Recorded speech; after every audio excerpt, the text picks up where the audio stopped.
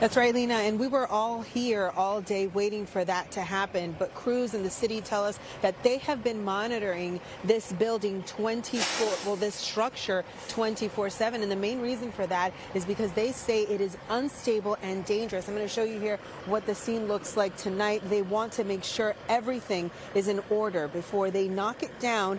Before they knock down the structure, they say they do not want any more tragedies or injuries. I want the people of Philadelphia to know that we will continue doing everything that it takes to recover the two souls. It's been 2 days since the stairwell of a CHOP-owned parking garage at 30th Street and Grace Ferry Avenue in Philadelphia collapsed. 2 workers who remained missing are presumed dead. 3 workers were rescued, 1 died. The city says its priority is the recovery mission, while simultaneously preparing to safely demolish the structure, which remains unstable. Swinging a multi-ton wrecking ball into this building, we don't know how the building is going to react.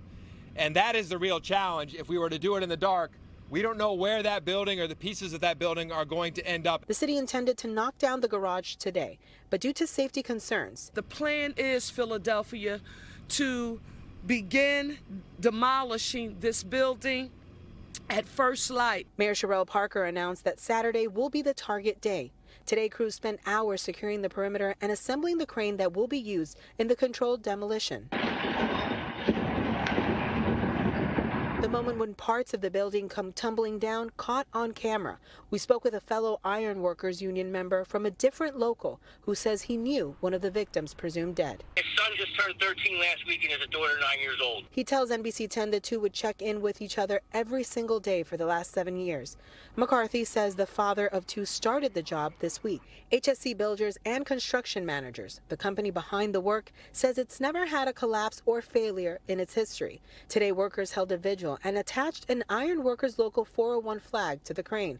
Iron Workers Union released a statement regarding the tragedy that said, in part, open quote, "Our hearts and prayers are with their families and loved ones. During this unimaginable time, we are working closely with Local 401 to ensure that every available resource and support is accessible to those affected," end quote.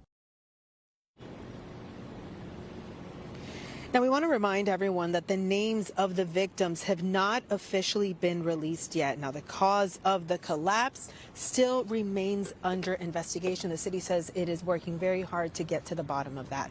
In Grace Ferry, Shaira, Arias, NBC 10 News.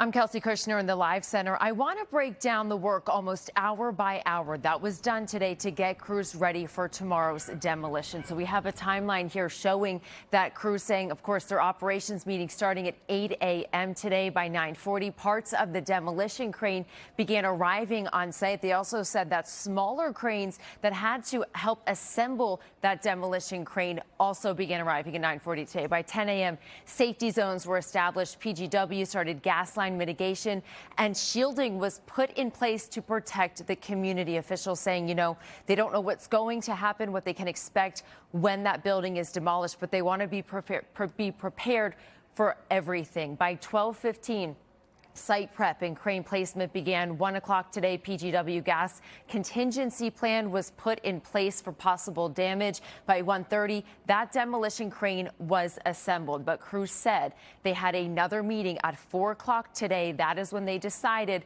that they were going to move the demolition to tomorrow. Around 4:30 today, that crane moved into position. Their safety checks started. They approved that demolition for tomorrow. By 6 o'clock, they said construction equipment that was left at that building was then moved off-site in preparation for tomorrow. 8 o'clock, their work wrapping up tonight with that final command meeting to get ready for tomorrow morning.